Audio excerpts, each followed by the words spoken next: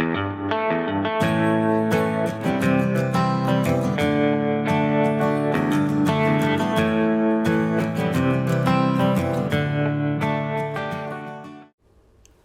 back to Collecting Modern Classic Cars. In this video I'm going to explain why I bought a 1998 Renault Safrane. I'm going to be posting up videos fairly soon of the actual car, a sort of walk round video if you will, explaining the features and benefits of the car, some of the better points, maybe some of the weaker points. And I'll also be posting up some videos of the driving experience of what it's like to actually drive one of these cars 25 years later. But in this particular video, we're going to focus on why I bought a Renault Safrane in the first place and why perhaps you should too. First of all, though, it would be good to talk about what the Renault Safrane is. Relatively few people actually know much about the model. The comment that often comes back is, well, it's just a big Laguna, isn't it?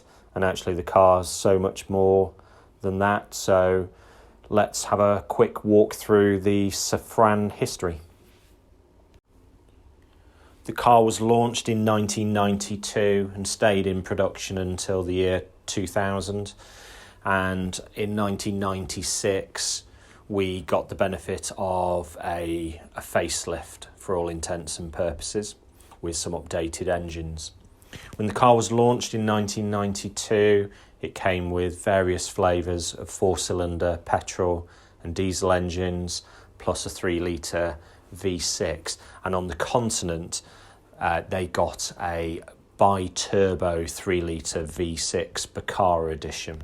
These are super rare. They were never sold in the UK. Fabulous things if you can actually find one. And effectively, twin-turbo, 3-litre V6, 258 brake horsepower and 4-wheel drive. Wasn't quite the rip-snorting performance saloon that perhaps they thought. The Safrane's quite a heavy car, so 0 to 60 in around 7.2 seconds was actually quite a bit slower than the sort of fastest hot saloons at the time, but nevertheless a fantastic rare car, really good investment for the longer term if you can actually find one. All left-hand drive cars, of course. And despite all of the Safrane's key strengths, some of which we'll be going into now, the car never really sold as well as Renault expected. In fact, they sold more Renault 25s than they did Safranes, which was a surprise and actually a bit of a travesty. The car deserved to do much better than that.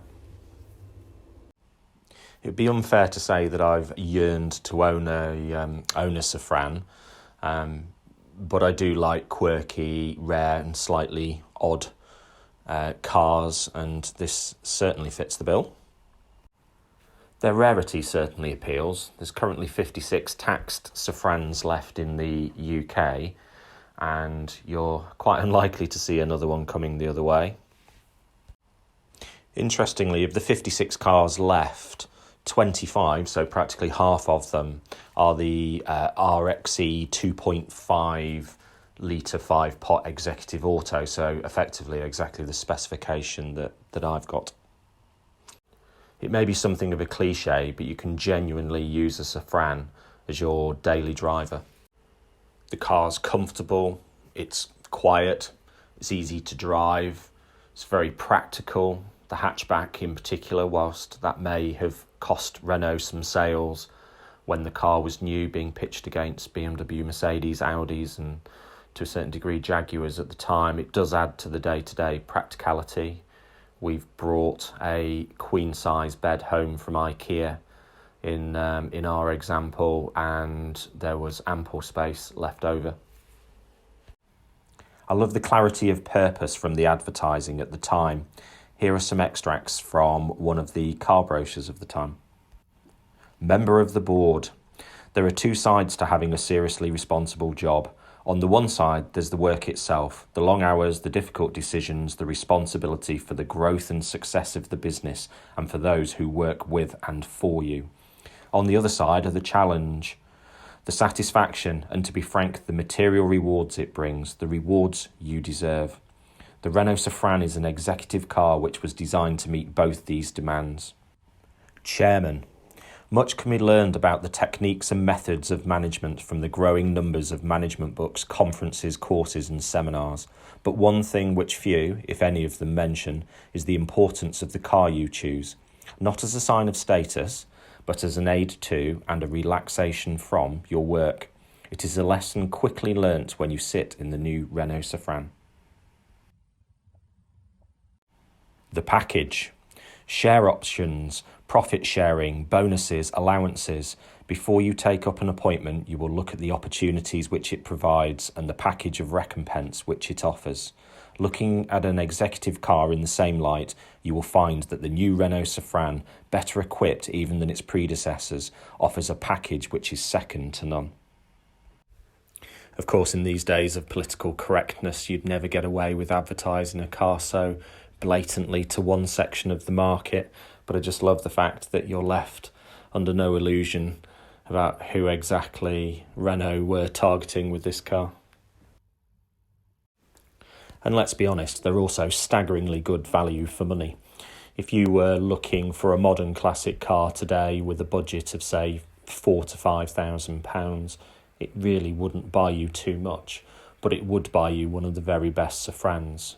You get a rust-free example with a good service history, a car that would have years and years of reliable service left in it, looking very, very presentable.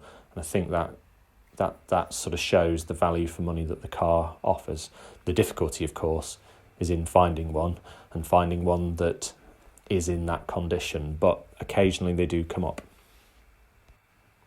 So those are some of the reasons that I bought a Safrane, and perhaps some of the reasons that may tempt you to do the same.